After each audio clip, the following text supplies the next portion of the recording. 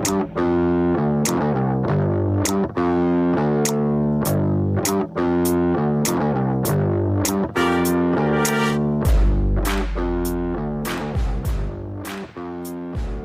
right, here we are.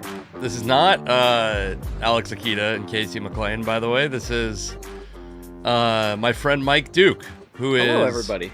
Yeah, Mike Duke. You can find him on Twitter at MCDuke12. I'm reading on for the first time. Yeah. Since I'm blocked on your Twitter, probably. Also, that's right. No, you definitely aren't. There's definitely people in your life that are, but that you're not one of them.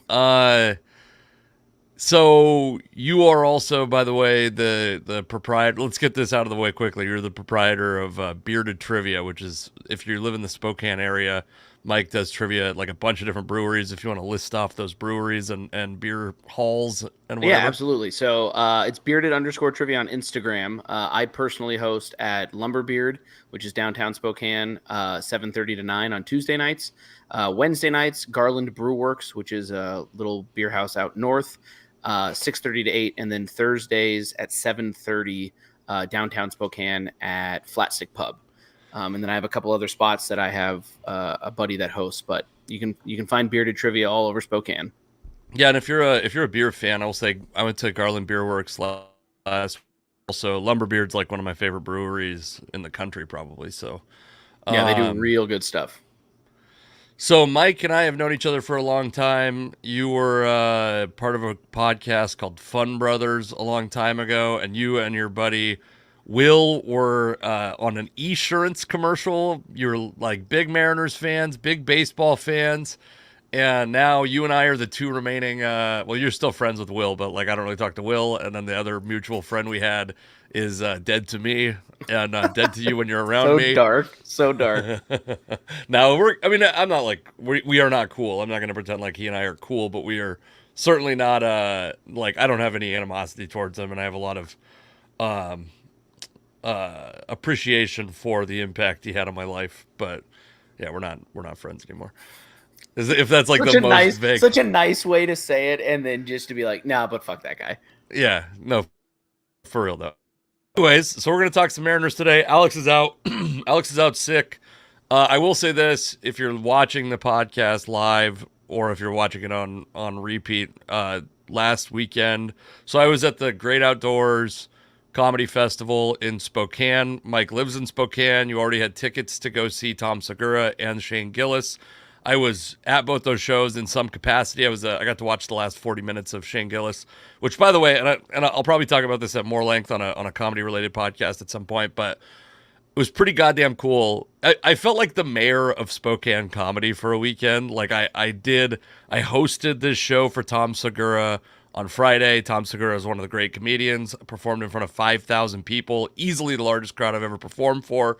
And then the next night, I got to take the host, who's my buddy Brandon White, very funny Tacoma area comedian, who he like submitted to be the host for probably come out and like break even or lose money on the weekend, and like to do one night at Spokane Comedy Club with me. And to repay that, I took him over to the arena where Shane Gillis was performing and got us backstage passes, which like that feels badass to be like, pretty rad. We just keep walking and keep walking. Also, I don't think I've told you this part. I didn't tell him that's what we were going to do. I didn't tell him we were going to get backstage passes because I wasn't sure. I didn't want to like let him down. I asked you to like just let us in early because it was piss and rain, and you were like, I'm not moving. So yes, Brandon, you should feel honored. Well, you did, and that's like I called you when I was in like, I don't know, something like Moses Lake or something on the drive over, and I was like, how's the weather out there? And it was pretty bad where I was, and you were like, it's beautiful, it's going to be great for you. It was great. And it had been advertised as like mid-70s and sunny all week. And then as soon as we got off the phone and I drove home, I was like, that cloud looks pretty dark. I'm not sure. And then torrential downpour. Yeah, it was pretty bad. I like drove in the storm the whole way basically, and it was it was pretty rough. But so weather's bad. I refused to come let you in. Great weekend. We had some beers. I found out I insensitively was like, "Hey, Brandon, you could come to this brewery where Mike and I are at," and then I found out later he doesn't drink. Like, this is just I a did thing. notice that. I was gonna offer him a root beer or something, but I didn't. Yeah. Because fuck him. He got backstage passes. We didn't know about the backstage passes explicitly at the time, I but think you knew. it was pretty cool. Oh yeah, that's true. I think I told you not to tell him because I wasn't sure. I just don't. I hate when you like build. I would rather exceed someone's expectations than let them down. You know what I mean? Yeah, for sure. And I will say, like, Brandon's a bigger guy. About him, if you go to my Instagram, Casey McLean Comedy, you can see I did a joke about him. He's a bigger dude, and he was like kind of being a bitch about walking an extra block, I will say. And then when we got in, he got this wristband, and I think he's like, in his mind, I think he's like, I don't even fucking drink. I'm not putting this wristband on. Why do I care about this wristband? And then we kept walking and walking, and at some point, I think in his mind, he had to be like, where's our fucking seat? I don't want to walk anymore. And then we got right up next to the stage where they let you in, and he goes, oh, fuck. And he's like, I got to get my wristband on. It was so funny to watch, like, because, I mean, I didn't tell him, which at that point, I probably should have told him, and he wouldn't have been fumbling with his wristband. But yeah, it's pretty cool. I mean, it's like an experience unlike I'll probably ever have again, which, like, it's not lost on me that a lot of people don't get to perform in front of 15,000 people, or 5,000 people. So, and Gillis murdered. Gillis did great and hated it, by the way. Like, the first thing he said was like, I fucking hated that show. And I was like, oh, dude, you killed the whole time. Like, it just never goes away, is what I learned, is that you just never goes away. I don't know if, by the way, comment out there, folks, if you're watching. I don't know if I'm frozen or Mike's frozen, but one of us is frozen. And from my side, it looks insane. Mike looks insane, but you let us know. We'll post your comments up here. Okay, so, well, hopefully Mike will be back. Mike, are you back? I think we were both gone on my screen. I don't know what dog and pony I have notoriously had. I have very fast internet, and I have notoriously had the problematic internet on this podcast. So it's possible that it was me, but it could be you also. Okay, so I didn't just bring you here to talk about my comedy exploits. Although you've kind of been like, I mean, I will say you're one. I will say this. You have made it exist. I have not been the most. So when I come over to do comedy, you reach out to me, which is very nice because I'm like always last minute, even with my family that lives over there. And you always reach out, and I appreciate it. And your kid is like one of the first kids of friends of mine that I spent any time with at your house, the house you live in now. I also spent the house you lived in before that, where you like the master bedroom was in the basement. That's an odd situation, by the way. That had to be like that's one a of the tough reasons sell. why we don't live there anymore. Yeah. Yeah. Anyway, you're a big Mariners fan, and I want to talk about the Mariners because the Mariners have had a transition recently. The Dan Wilson era is upon us. 4-2 in the Dan Wilson era. I mean, I'll take it, but I don't buy it. I want to buy it. I want to buy it a lot. So let me ask you this, because I think you're like, I'm probably naturally on the pessimistic side, and you're probably naturally I would agree with that. Yeah. So how did you feel about the firing of Scott Service? I didn't see it coming. I thought, like, why not just, if we're gonna crumble and let him ride it out? It seemed as though.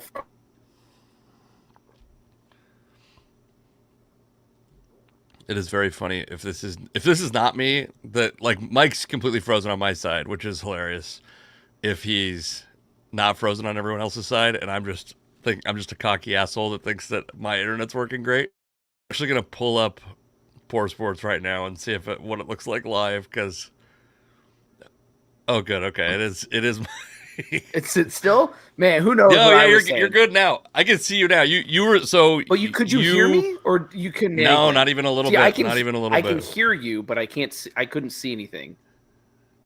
Got you to report that it is not me this time. It's normally me. So it's not. Anyways, my internet is flawless. So okay, well, hopefully we get through it. Obviously. Anyways, I didn't see it coming. I thought they would just like let him ride it out. Maybe we'd go on a little bit of a heater or whatever.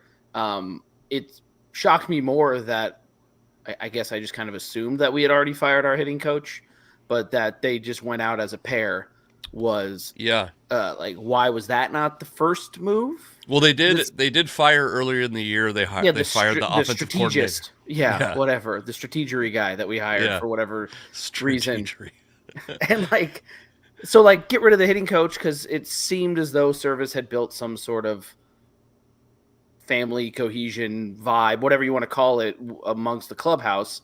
But apparently that's not the case, according to everyone's favorite former Mariner, Cameron Maben, who the guy we all definitely remember played for the Mariners. He remembers that he was a Mariner. Okay, can't stop thinking about Cameron Maben. Just Cameron Maben years, maybe a Jason Bay. You forget that we have all of these bodies, and they are the governing body for who needs to speak on television about the team. But yeah, so I was surprised. I also thought it was strange that when they brought Wilson in, it's not the interim. It's just you're the dude. And do you think that's the case? Do you think that's real, or do you think it's it?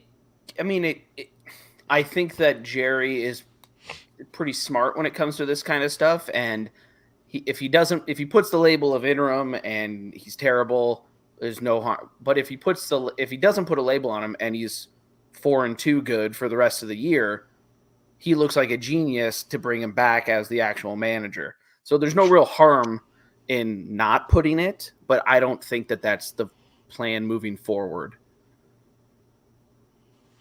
Yeah, I kind of agree with you. I think it's kind of like a vote of confidence thing, because I think that ultimately there's not really a reason to not do it. Like, I think kind of like you said, like they're kind of in a territory where it's like it's probably the end of the DePoto era if they don't make the playoffs. And I actually, by the way, like when this move happened, the day before it happened, I was ready to. I had like written down podcast notes, and my opinion is, if the difference between a GM keeping his job and not keeping his job is like one game in one season, like if they miss the playoffs by one game, that should not change the outcome of that GM's career with your team, in my opinion. So I think the decision to fire Jerry DePoto should be pretty set in stone right now. If it's gonna, I'm okay with it happening. I actually think like Scott Service deserved it less than Jerry DePoto, considering how much involvement front offices have. I want to say a thing about the Dan Wilson era that I find interesting.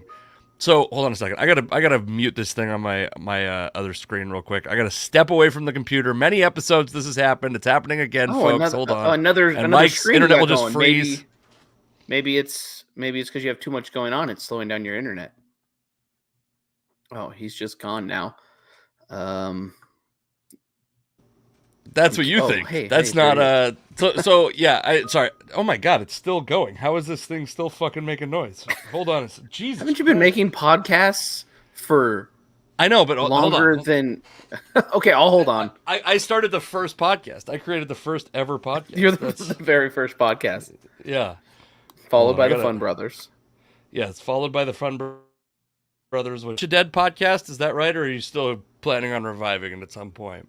I mean, that would be the move. We did kind of revive it during the pandemic with like a trivia podcast that we just kind of masked as a trivia podcast so that we could talk to each other and be idiots. But yeah, because theoretical night out. I think the reason is because men cannot have friendships that are just organic. There has to be like a business element to make it okay. There's got to be something. So, yeah.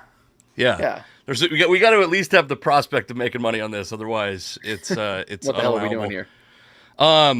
The Dan Wilson era. So the Mariners in the pre-Dan Wilson era, the Scott Service era of 2024, 96 WRC plus. WRC plus 100 is average, and it's like a kind of a more comprehensive stat, offensive stat. Take a guess what the Mariners WRC plus is in the Dan Wilson era. In the 6 games, the 160.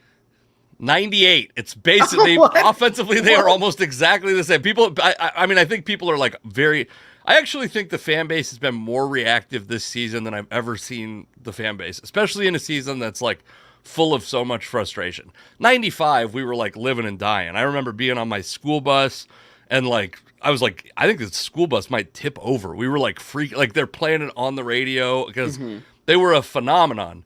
I do not think that the 2024 Mariners are a phenomenon. I think they are a fucking they are a burden on the city, almost like a burden on the fan base. Well, I mean, and it's partially, it's a big media. No, but like we had these expectations after finally making the playoffs, and then and then not, and then now we come in and we don't spend money, but we get a couple of names, and our pitching is so good. So as long as we hit a little bit. And we haven't hit a little bit. We haven't even kind of hit a little bit. And so we're just wasting that pitching. And so I think normally I side on the side of not the fans for their overreactions or whatever. I get it. I get it now. Yeah.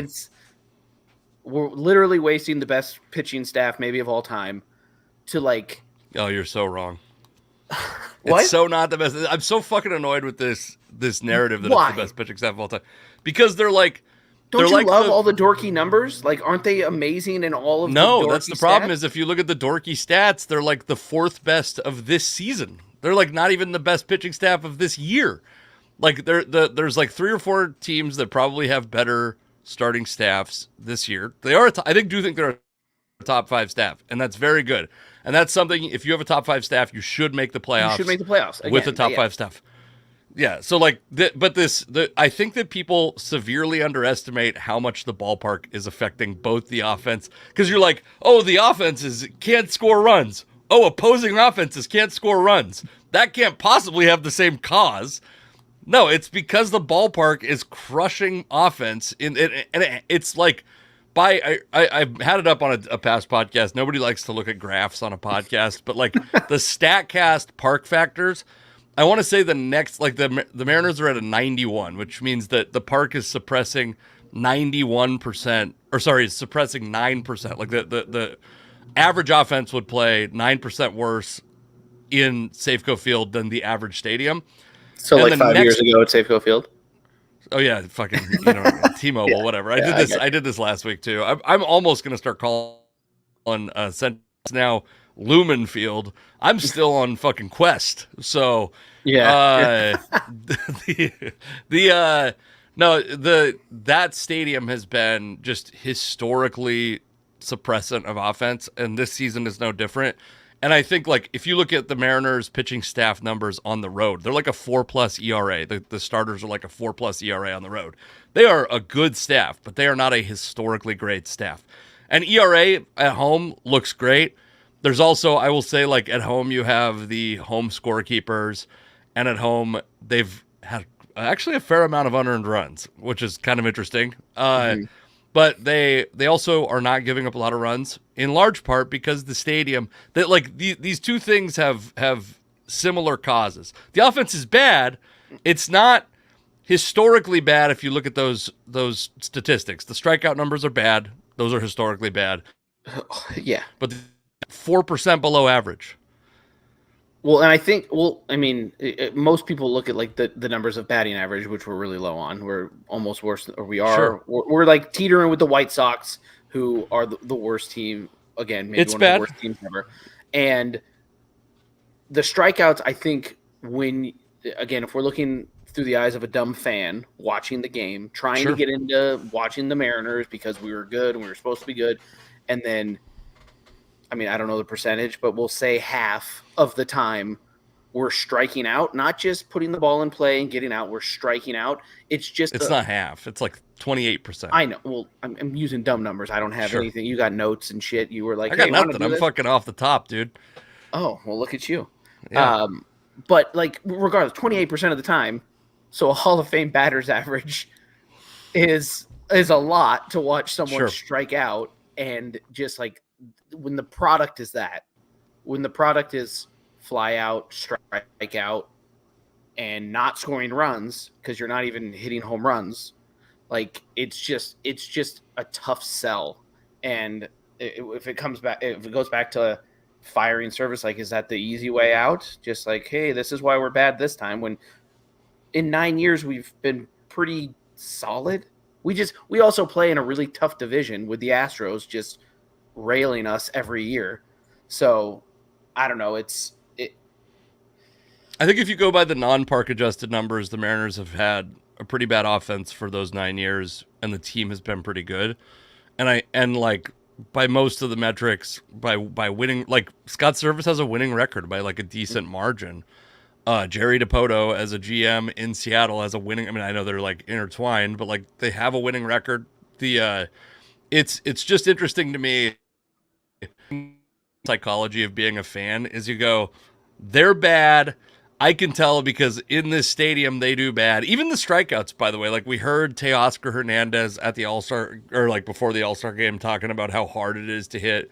We've heard that for years. We've heard that the hitter's eye at T-Mobile Park makes it difficult to hit and maybe is contributing to increased strikeout rates. Like the strikeout rates for batters is higher at Safeco Field than other places. Part of the reason is the Mariners that hit there are a high strikeout team. They strike out a lot on the road too. They don't strike out at historic levels on the road, and that's kind of my point. It's like when these teams go on the road, the outcomes are these same players go on the road, the outcomes are significantly different. So maybe we'll talk about this when Alex is here more in the offseason, when it's like people give a shit about this a little bit more, and there's not like the Dan Wilson season is here. We're like excited about Dan. And by the way, I got nothing against Dan Wilson. That the Mariners hired a guy who has basically no managerial experience in the bigs. None in the bigs. I got scolded by Ryan Divish, who we're going to watch a clip of on Twitter because I quote tweeted saying that he had no managerial experience.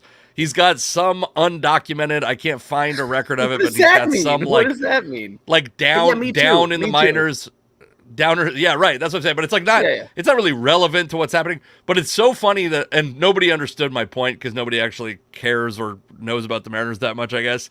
My point was Scott Service was controversial when he got hired because he was a guy that had no managerial experience. Former catcher in the big leagues, had no managerial experience, had spent most of his time as I think he was like an assistant GM or an assistant to the GM in Anaheim with Jerry Dipoto. And then came here and he was the man. And that's like basically the Dan Wilson story, is a guy who was a special assistant in the organization, a guy who played catcher in the big leagues. In this case, he's a beloved figure in the franchise. And you give him the job, and it's just so funny to me that's the method. Is Dan Wilson beloved?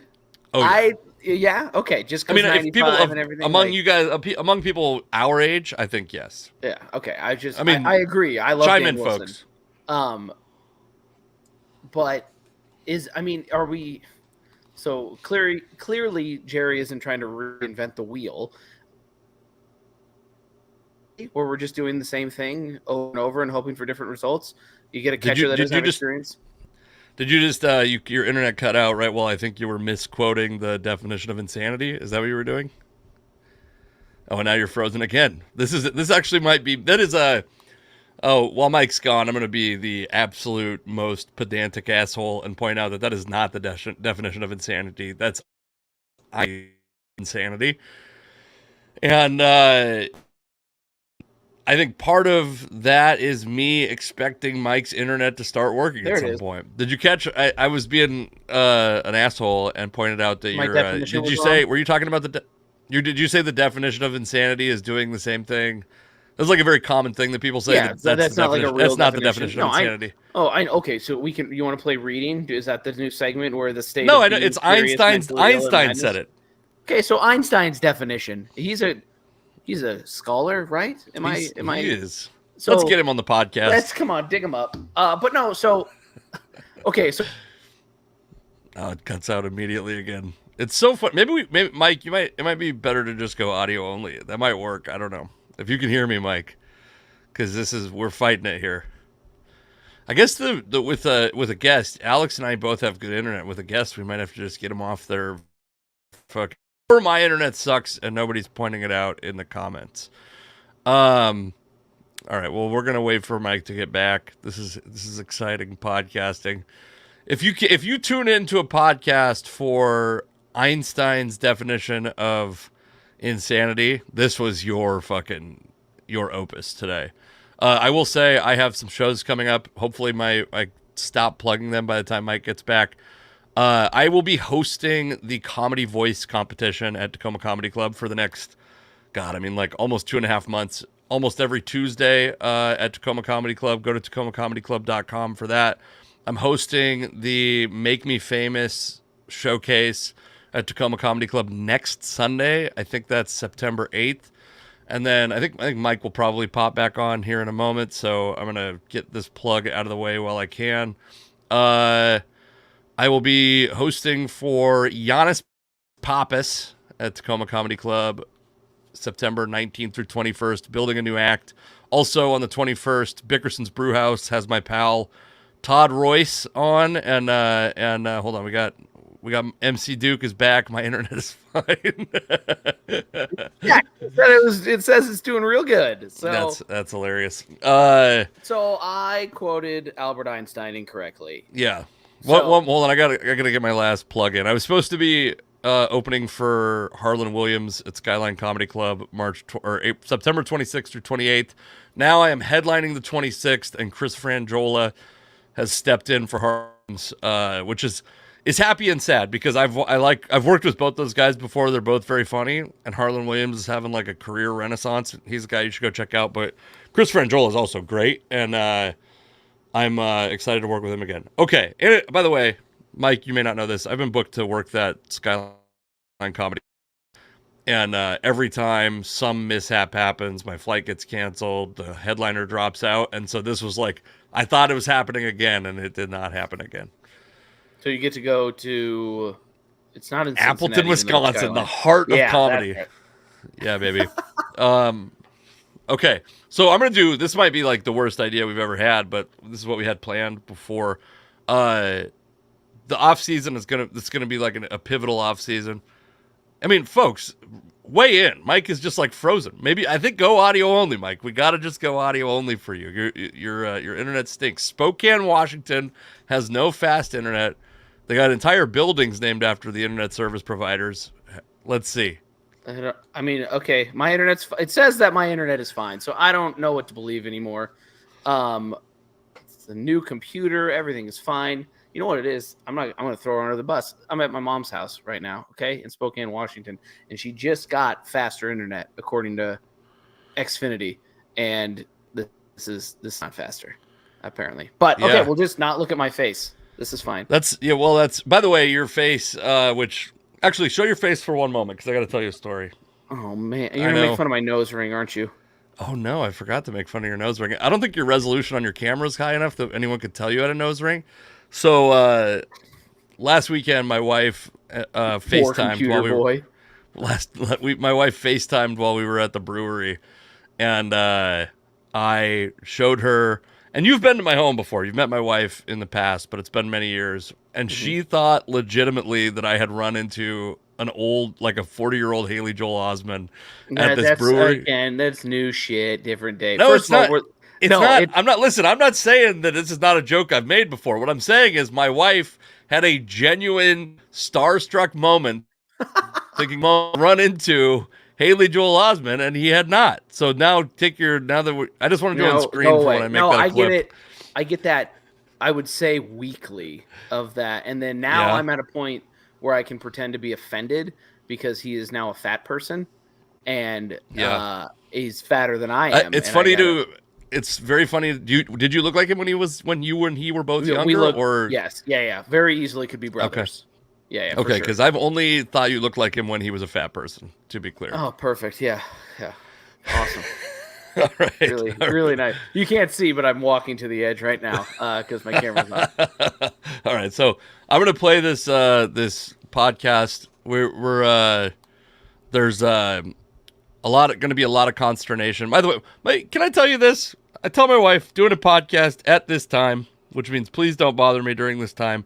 Getting text messages asking me to complete tasks during the podcast. So this is going to be an off season with a lot of consternation. Ryan Divish was on a podcast called the Marine Layer Podcast. A lot of you might know that my co-host Alex Akita is very good friends with Ryan Divish. Maybe maybe best friends with Ryan Divish. They both share Japanese heritage, I found out recently, because Ryan Divish has been doing a lot of appearances on local podcasts and radio stations. And you may wonder, why doesn't the Poor Sports Podcast get this scoop? One of the co-hosts, very good friends with Ryan Divish. Why don't we get this scoop? And the answer is me. I'm too much of a bad boy to get this scoop. You can't put me and Ryan Divish on the same screen. The world can't handle it. Do you have anything to say about that before I start playing it? No, I was waiting for you to say something about the Marine Layer podcast and like kind of throw them under the bus or something. But I will say this. This is the segment that they have here with Ryan Divish is really good. I'll admit that I've never listened to the podcast before, so it's not because of any. How can you listen to someone else's podcast when you got to listen to yours over and over again? I know. Well, that's yeah. I mean, if I don't have mine on loop, if I could fit an occasional sports podcast in, as long as it's about analytics. I don't know. This one might be about analytics. I don't know. So I'm gonna play this part because I assume you did not listen to this podcast. Do you listen to this podcast, the Marine Layer podcast? I don't. I mean, they pop up on my socials every now and again, but no, I haven't listened to it. Well, they've gotten a lot of traffic from. It would have been nice to get this traffic over here to the Poor Sports Podcast, but hey. Maintain your friendships, Alex Akita, and then not show up for the podcast, okay? Of your organization, which has been so strong on the pitching side, that you can offset that. Yeah, it's going to hurt, and it's in the common sense optics area. It's not going to look great, but I think people don't realize how difficult it is to get hitters here. So that thing, I assume you can hear the clip I'm playing. Yep. Okay. So the thing Ryan Divish just said there, and there's more to this that I want to talk about, but that like it's hard to get hitters here thing. To me, this feels like one of the things that people don't want to admit. Like nobody wanted to admit Joe Biden was old for the entire time, the last 6 years. We've been like, no, actually, Spry. This guy's got it all together. He's got a stutter. Bikes. Yeah. Look at him riding and falling off of a bike. He's so spry. Imagine Trump riding and falling. Stairs are hard for everyone. Yeah, I get it. Yeah, and so it's like, yes, it's not only is it difficult to get guys to come here, it's been demonstrable for the last, 2 decades. Since Alex Rodriguez left, it's been a constant conversation how it's hard to get hitters to come to play for the Mariners because their career numbers are going to suffer. All right. Is that just a monologue? Did your internet go out? Do you have anything to say about that? No. I'm just I don't know. I was yes, we have been bad at hitting for the majority of our fanhood. But it's not just bad at hitting because there's been many off seasons where it's been like, oh, Prince Fielder, that's the guy. That'll be the guy that's the savior. Dude, Robinson Cano. My buddies and I started we were all working at a local family Italian restaurant that will remain nameless. And that's what Prince Fielder needs. But we were like, what are we going to do? What would make us happy as Mariner fans this offseason? We made a tiered list of players that we would want and then what would happen if we got them. And it was all alcohol related because we were young, dumb, and that's what we did. But it was Prince Fielder, top of the list, and all three of us were going to go buy a top shelf bottle of booze, and we were going to celebrate and have a great time. And then it was down the list, a little bit worse. And so the need and want of someone with a name has always been there, and it just never comes through. It's always Mitch Garver. It's always, insert Mitch Garver B and C. It's always that person. Even the Randy deal, it was awesome. That's closer, but not what I want. Yeah, I think the Randy deal's tough because he's arguably the best hitter that gets moved, or if not, maybe he's the second best. I'm trying to think of what the deadline was actually like. Would you say that at that time you guys were young, dumb, and full of rum? Yeah, I wish you were on. I wish your internet was good enough to see that laugh. Let's bring it back and just see how we do it here. I'm gonna do it. I'm doing it. Look, there I am. Oh God, it's gonna shut the whole podcast down. We were so smooth up until that point. It's good. No, it's all right. Let's keep listening here. I mean, and we don't really even know what direction they're gonna go this offseason. What if they say, well, we can't add any more money, so you got to do payroll flexibility and create some stuff. I mean, if that's the case, they'll trade Randy this offseason and try and piece it together because he's going to make a lot of money next year. He's going to make 12. So, I mean, do they exercise the option on Polanco at 12? Mitch is going to make 16 next year.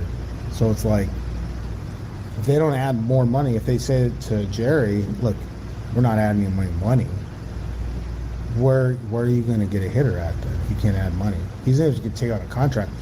Because like the club-controlled hitters, nobody really wants to trade those if they don't have to. You know, is Tyler Locklear going to fix it? Probably not.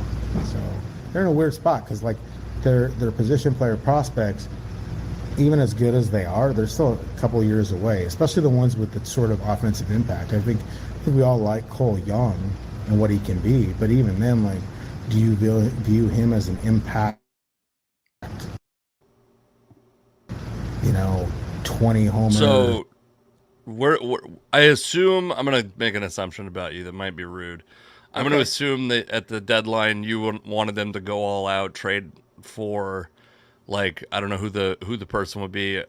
Who was the trade target that was better than Randy Arozarena in your mind? Who did you want to go after? Honestly, I don't know, because I used to be that guy. I was the who gives a shit, give up the farm, go get the name and the bat that everybody knows and make them be good, even though like they never are when they come here, but make them be good. So like part of me was like, it'd be like we could probably go get like a Goldschmidt or an Arenado kind of thing, who again, a lot of money, but I would say fairly proven. Maybe they bring something, they're veterans, yada yada yada, all the stuff that you would ever say. If they made a move, and I don't know if it was ever even talked about, but I was like, go get Tatis from the Padres was one that I was like willing to be like, we could give up a little bit extra and go get that guy that can play the positions that we need. The Padres are contending, and so theoretically you could make that move in the offseason, but probably not. He's probably like fully untouchable. Yeah, so I mean, honestly, I don't know what the move to make was. Yeah. And I think we, like you said, we got the second best bat at the deadline, so we tried to do it. It's just that bat is Randy, and who is better than I'm trying to I'm saying second best because I want to give myself room. I'm trying to think of who got moved that was better. I'm like blanking on what happened at the deadline. Same. He might be the best bat that was. I mean, and he hasn't performed incredibly, but he's been like decent in Seattle, and he's controllable and all that shit. The fact that Divish said 12 and was like that was an insurmountable amount of money is also frustrating. Sure. I mean, the Mariners have like $103 million on the books next year. So I think like if they're going to keep the payroll where it's at, and I've said this also this year, I think there's a big misconception that the Mariners like have put themselves in a worse. They were like 17th or 18th in payroll most of the last like 5 or 6 years. They're not. I don't think they're like significantly underspending compared to past years.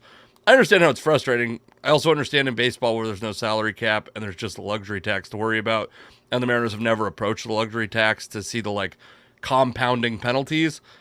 It's very hard to be like not just go like it's not my money, who gives a shit. And I'm on board with that. I think the reality is, if we're going to talk about like the quality of GM that Jerry DiPoto is, the quality of manager that Scott Service is, you have to consider the resources that they have. Let's listen to a little bit more of this because we have not quite gotten to the part that I want to like. Really? 790 OPS guy. Probably not right now. Eventually he will be, but like, I don't know. Yeah.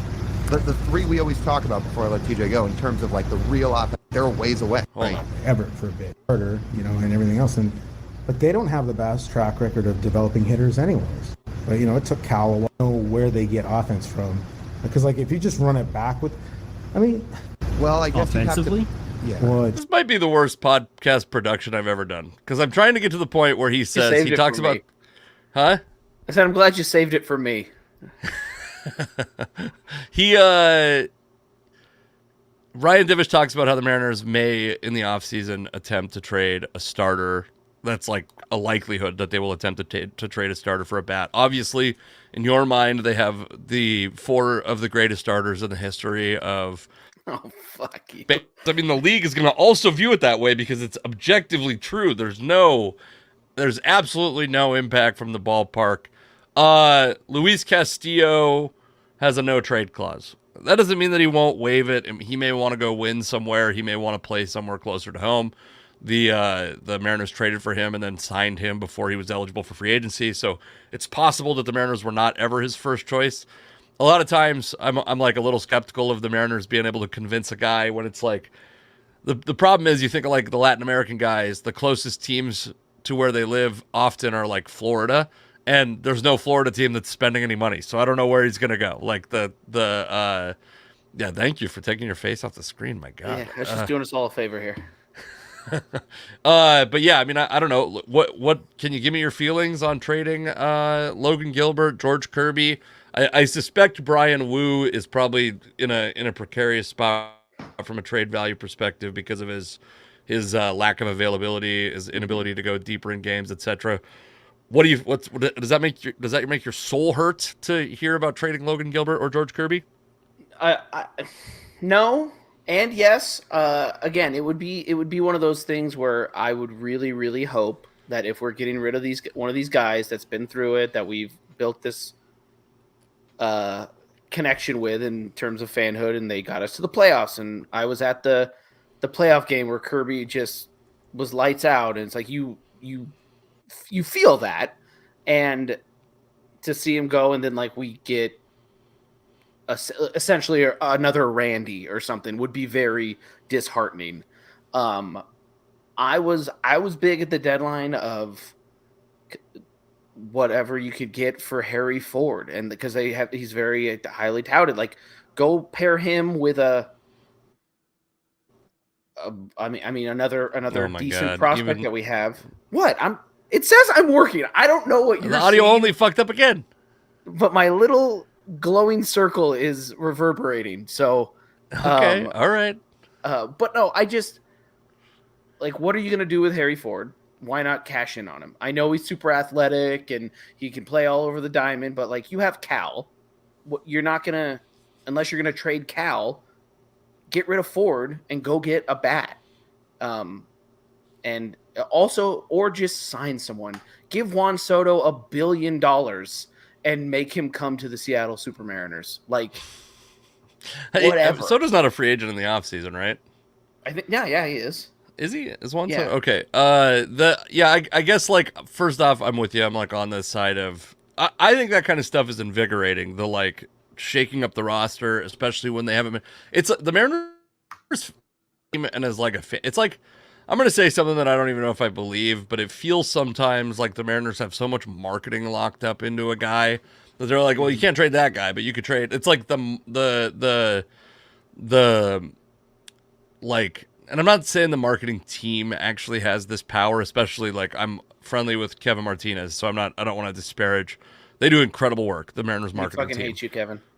I love you so much, Kevin. You're the only you'll never come on the podcast because Alex is also your mutual friend and he refuses to get any of his friends on the podcast. But meanwhile, you're bringing glitchy McAsshole onto the podcast. I know. Well, that's because fucking you think you were my first ask? Jesus Christ. Well played. You were my first ask. But yeah, I mean, I think like they want like the team to be better, but without having to give up anything of value. Cultivating pitchers, and the ballpark allows them to turn what would be like, I think, league average-ish pitchers or whatever into like, you know, solid contributors. And I'm not that worried about replacing Logan Gilbert. I think he's very good, but I think the Mariners, if they can replace anyone, it's Logan Gilbert. I think you can also convince pitchers to come to Seattle that want to revive their career. I don't think you face the same challenges as bringing hitters here. And so to me, trading from a place of not only depth on the roster, but also like organizational strength makes a lot of sense. The guy that Divish brings up is Colton Cowser. Are you familiar with that guy? That feels like a fake name, by the way. It does. Yeah, he was there on January 6th. I don't. But Colton Cowser is an outfielder for the Baltimore Orioles, and the Orioles are a team that's like, by the way, affliction or an inverse affliction to the Mariners, where it's like it's tough to get pitchers to go to Baltimore because that ballpark makes it really difficult to pitch. Colton Cowser, so Divish in that interview says Colton Cowser plus another guy.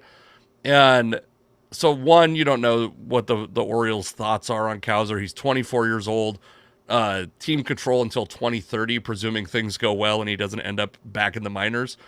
To me, it's a guy that's like, you're like, if you can start to put a couple of these guys together, fine.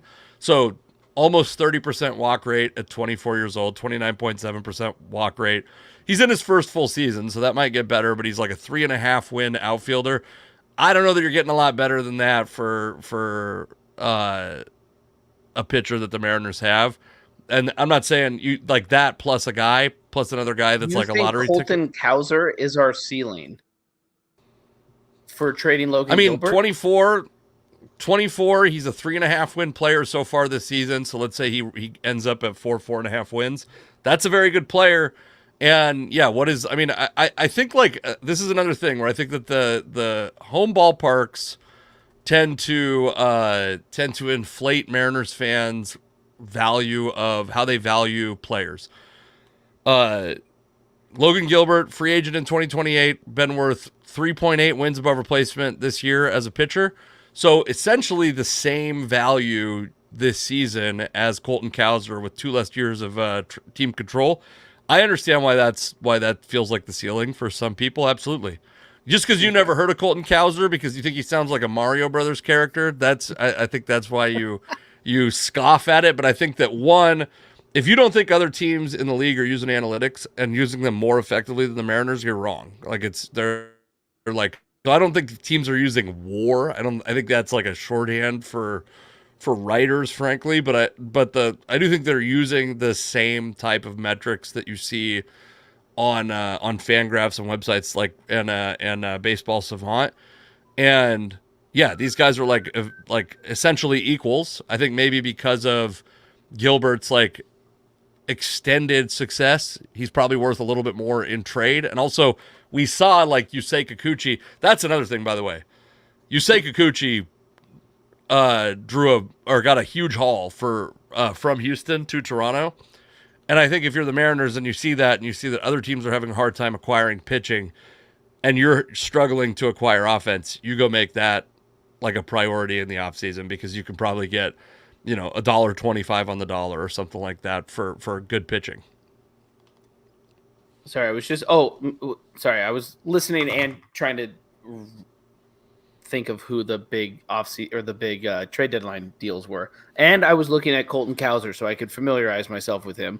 How's he look? He looks exactly like how I described him on January 6th. But no, he's a bat that like has some of those dumb guy numbers that we like to see.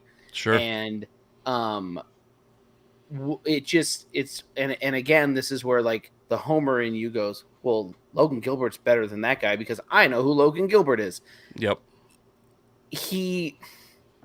It just reeks of one of those deals that we talked about earlier where it's like, why isn't it someone I've heard of? Why isn't it why isn't it Jazz Chisholm? That was one that I wanted to get. I lied. That was the I know. But I liked him. I like him. None of his numbers teammates are fine. do. No, I know, but I feel like I like him. Bring him on. I'm sorry, I'm trying to see in like the best trade acquisitions, and yeah, there were no real hitters. Randy, yeah, I was all over the place. I'm fine with Cowser if it's maybe we get another something. It is like yeah, you're right about Juan Soto, and I do think Juan Soto is like an interesting guy. I mean, I think that the chances of the Mariners bringing him in are pretty low. Zero. But yeah, that's an interesting one. 0. Would you be? Go ahead. No, I was just gonna say, give him $1 billion, give him whatever he wants to get him in the ballpark. For the one guy, like you haven't done it. This guy is supposed to has always been the guy that's the next guy. I mean, they tried to do it with Robinson Cano. It obviously didn't work. And I mean, frankly, I think the greatest move of Jerry DiPoto's career is getting rid of Robinson Cano and having the Mets take on a huge chunk of his salary, even though it took Edwin Diaz also, and getting back Jared Kelenic period. Like and Kelnick's career, by the way, has like obviously had a lot of ups and downs. And on a recent episode, Alex and I talked about how I wasn't even sure if Kelnick was in a high or a low right now. I think he would be the like fifth outfielder on the Mariners at this point. That trade does not look as bad as it did.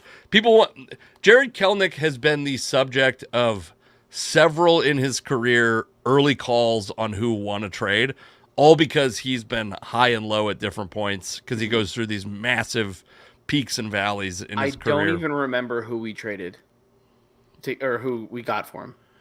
I think it was Kelnick and Marco Gonzalez salary it was like a salary dump, and Kelnick was the thing that convinced the Braves to take on Marco Gonzalez salary, and they like immediately cut him, and I don't even know if he's in baseball.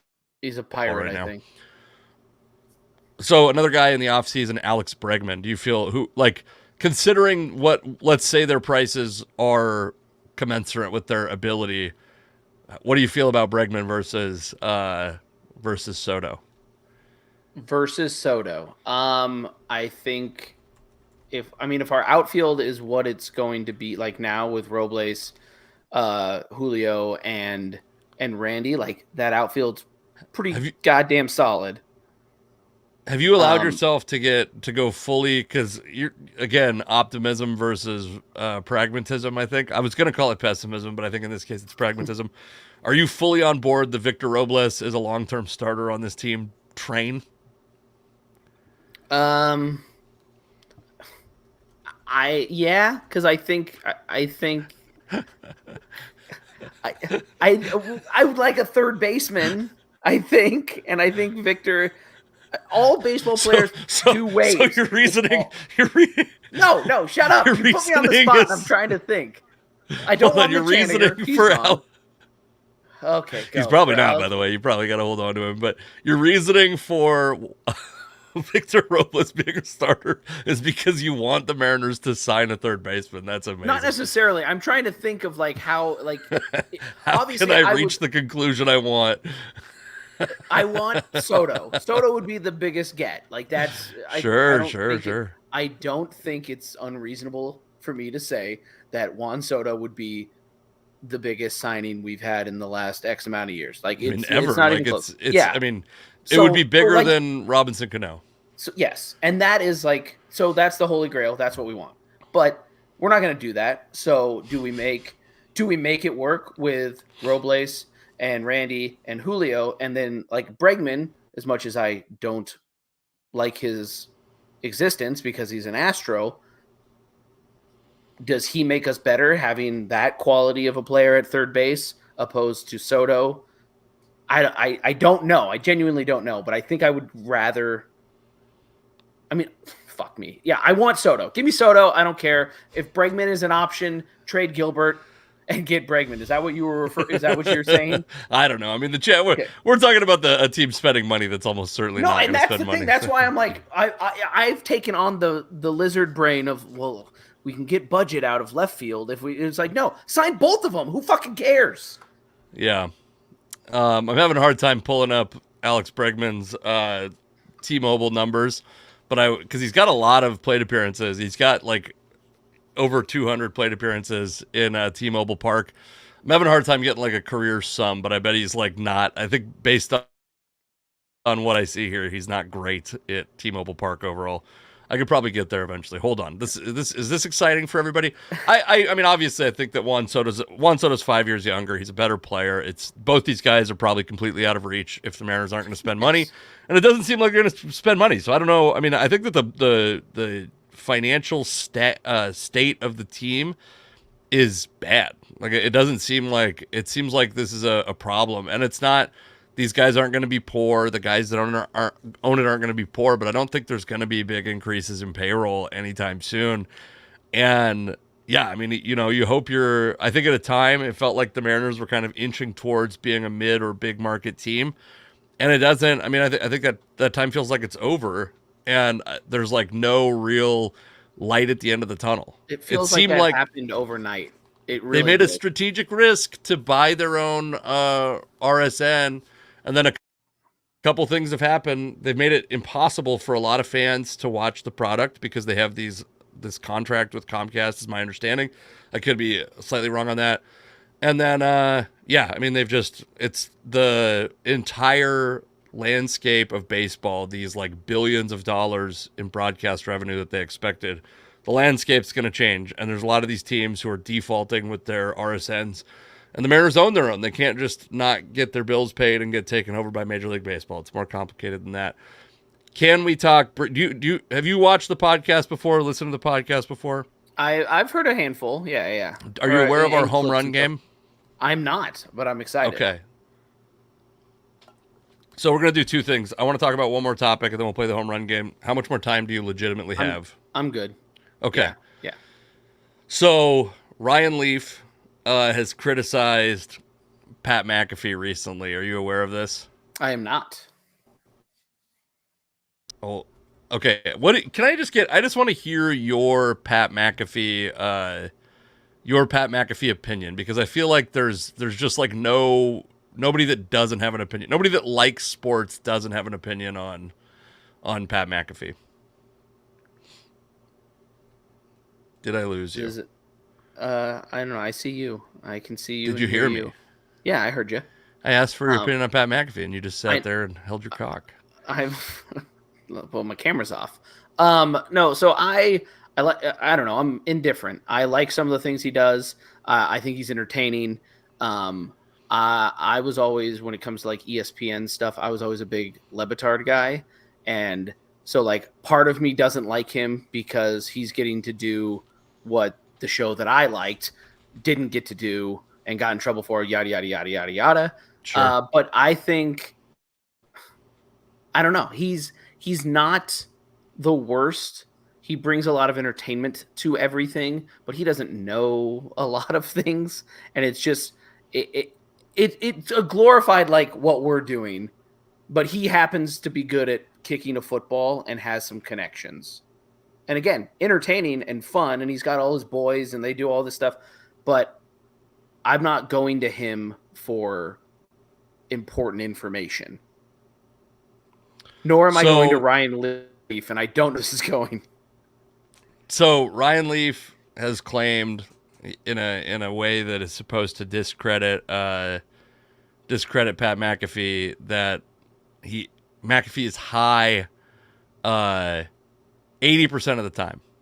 This is an accusation that Ryan Leaf has levied against Pat McAfee. Can you imagine a person whose opinion is drug use you are less interested in? Someone who wants to look down their nose at the way someone else. I mean, Pat McAfee is sustaining a fucking multi-million-dollar business. High, apparently 80% of the time.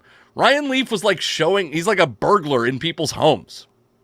I do not want to hear about Ryan Leaf's moralizing of Pat McAfee's drug use. And also, by the way, it's like Ryan Leaf every fucking 4 years has some redemption arc that we have to care about. We have to pretend like he's not 3 years away from being back in rehab or fucking stealing someone's couch. Like, fuck this guy. I'm so sick of this. This is my favorite realization of if you were to ask me at the beginning of the podcast, if you were to just been like, open it, Mike, what do you think I think of Ryan Leaf? It would have been my generic answer about, hey, what's the deal with Pat McAfee? It would have been nothing. I would have like, you are heated, and I appreciate it. I also, I mean, I don't care that much. It's a little for show, but well, you're a good actor then. How about I'm that? high 80% of the time I do this show. That's what I can't stress enough how little I care if he's high. Yeah, I know. That's what I'm saying. It's like, first off, he's not a weed. Journalist. He's not a whatever. He's an entertainer. Like, am I to believe that some of my favorite comics are going up stone cold sober and not whatever? It's like actually an ethic that we have before we go. All the guys that pretend to be high, that's all. Like Mitch Hedberg, he saved all his heroin use until after the show.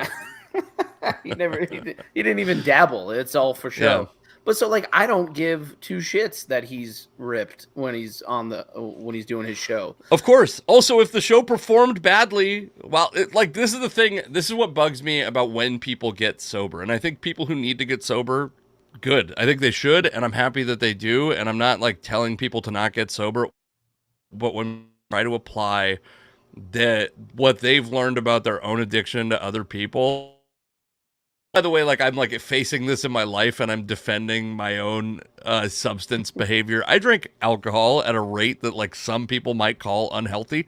And I can answer for that. It's almost never on this podcast, especially since Alex and I both had kids since the podcast started and we don't drink on air anymore. Like I'm like, but he is maintaining a fucking multi-million-dollar empire while he's supposedly high all the time. That's different than what you were doing, Ryan Leaf. Could you imagine getting really, really high in whatever capacity that is, and then doing just this for 3 hours? I would be. I mean, I'm not high. I used to. I have a long, storied history of. I would get panic attacks. I haven't smoked weed in like. Almost shit. It might be 20 years. It's almost 20 years because next episode you have me on. We are. I have. There's a couple weed related shows, comedy shows, and I've been like in my mind. I'm like, the day I decide to go back to weed, I'm gonna auction off my my newfound weed virginity, my restored virginity to weed to one of those. I want to enjoy it again. There was a time when I enjoyed it. I couldn't imagine doing it high. I could absolutely imagine having 4 or 5 beers and doing a 3-hour podcast. No problem. Well, if the accusation is weed, though, is that maybe? I mean, I don't know. I didn't. Well, I mean, he could be on meth. That would help. That would make sense with the 3-hour thing. But yeah, I could not imagine doing anything for 3 hours when I smoked a bunch of weed. And I'm in a similar boat. I haven't smoked weed. I'm not a habitual user, but I have in the past. You have employment to worry about. Are you? Yeah, I mean, I think that the thing about it is whatever I experience with weed, and I had times where I really enjoyed it, but what I experienced with it at the end, that's not what Pat McAfee's going through. He's not fighting through a panic attack 80% of the day. That's what I was doing to maintain on weed, and I was like, well, this isn't worth it. I'm getting no joy out of this. I'm just experiencing stress and then going to sleep in the fucking fetal position and then honestly having the best sleep of my life. But before that, I was like totally unraveling. Yes. Okay, home run game. I'm going to describe it to you. Typically what we would do is have both of us choose, but since you're the guest and it's your first time ever, next time you come on, you can pick one for me. Okay. The way the home run game works is I'm going to give you a player and you're going to go through like what you know about that player in your mind, and you're going to tell me how many home runs you think they had in their career. We've done a couple dozen of them. I mean, it's like I'm probably in like the 40s at this point. So I'm gonna give you a guy that I'm pretty certain we haven't done. It's not gonna be as important for you that we knock it out of the park. And then in future, when you come on in the future, as we expand the podcast or Alex continues to get sick, we'll definitely have you pick one for me. Okay. But okay, so I'm here's what I'm going to do. I'm going to give you, I think, a somewhat decent one. I don't think this one has ever been picked, but if it was very recently. Okay. Ooh, no, fuck. All right. Mid-debate. God, shit or get off the pot. Let's go. Give me both of them. Let's go. Good examples of this. Yeah, I'll give you a couple. First one, Scott Service. How many home runs? Tell me what you know about Scott Service's playing career and how many home runs he might have had. What I know about his playing career, he played for the Astros, I believe. Is that accurate? Maybe the Cubs. And yeah, we already went over that he was a catcher, so that's fun. He had a career. God, is he one of the guys that had like 5 years and 5 teams, or did he have a sustained career? I'm gonna say he had 50 home runs. Scott Service plays 11 seasons. He plays okay, I'm liking my guess a little better now. He plays for 4 different teams. He has 4 seasons with double-digit. Oh, is that right? 4 seasons with double-digit? No, not 4 seasons. There's some split. 3 seasons with double-digit home runs. Never makes an All-Star game. Never gets any MVP votes. Ends his career with 63 home runs. Not bad. Okay, I'll take that. I'll take that. I'll give you 2 more, and then we'll end the podcast. The first one is a guy that the Mariners acquired, I think, in a move, but it's a classic Mariners move where it had no fanfare. Everyone thought it was like an overblown. It was actually felt very similar, I think, to the Mitch Garver acquisition, though it went significantly better than that. Russell Branyan. Freeze. Oh, okay, you're back. There, you're back. I see you. Who is it? We're gonna do a lot of studying on who fucked up, whose internet was actually. We're gonna test it next time. I just won't be at my mom's house. This was just quicker to get to from work. Okay, so who is it? Mitch Garver-esque. I missed the name. Russell Branyan. Oh, Russell the Muscle. Russell the Muscle, baby. Russell the Muscle. Super nice guy. I can say that I know that. He signed a ball for my buddy and I when we were in Anaheim. He's gigantic. Nice.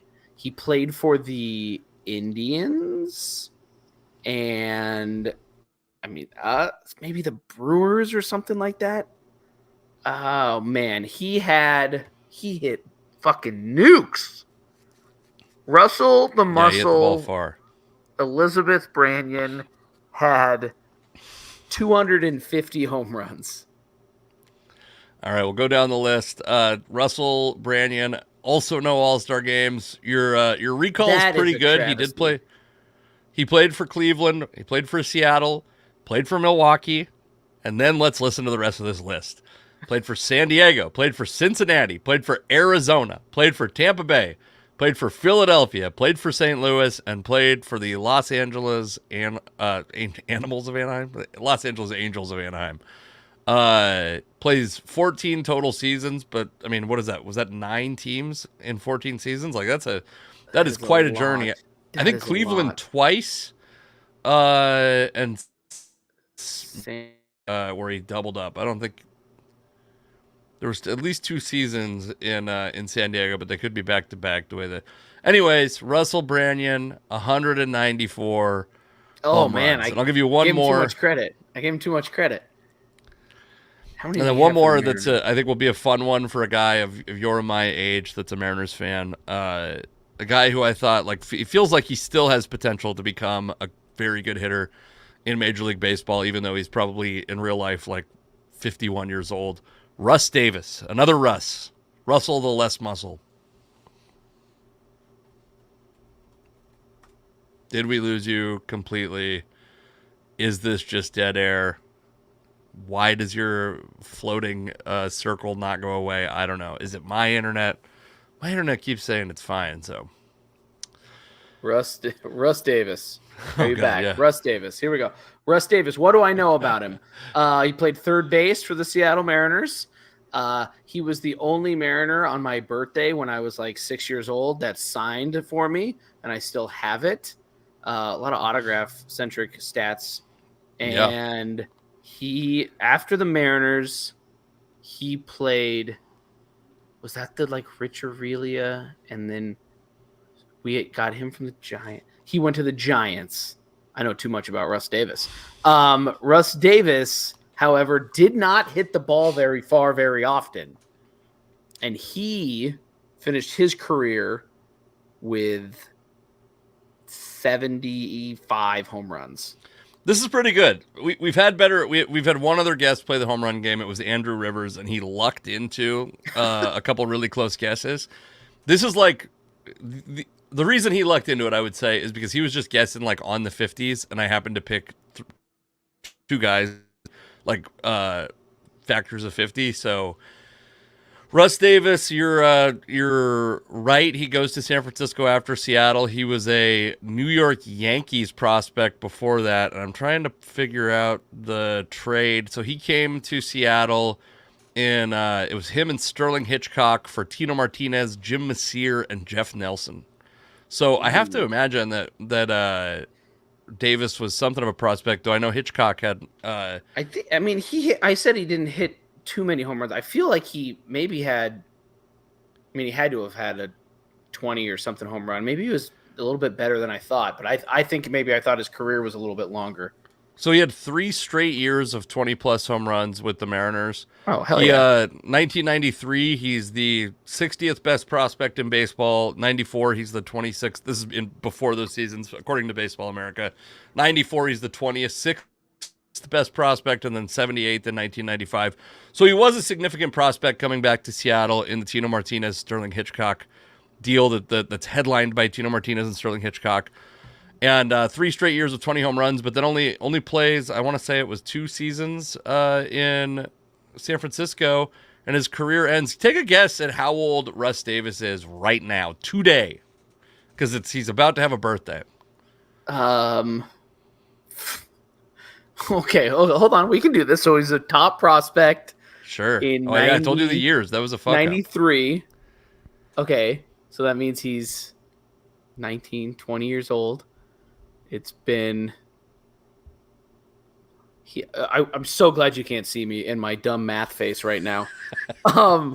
He's 55. He's almost 55. He's 54 years old. It seems impossible that Russ Davis is 54 years old, but also I'm 38 years old. You know what? It's not even a teenager yet, so it's very obvious. Anyways, so I don't think I said his actual home run total. 84 home runs. Pretty good showing from Mike Duke, despite the terrible internet most of the episode. You came through in the home run game. Go see Mike do trivia if you're in the Spokane area. Come out to see me do stand up.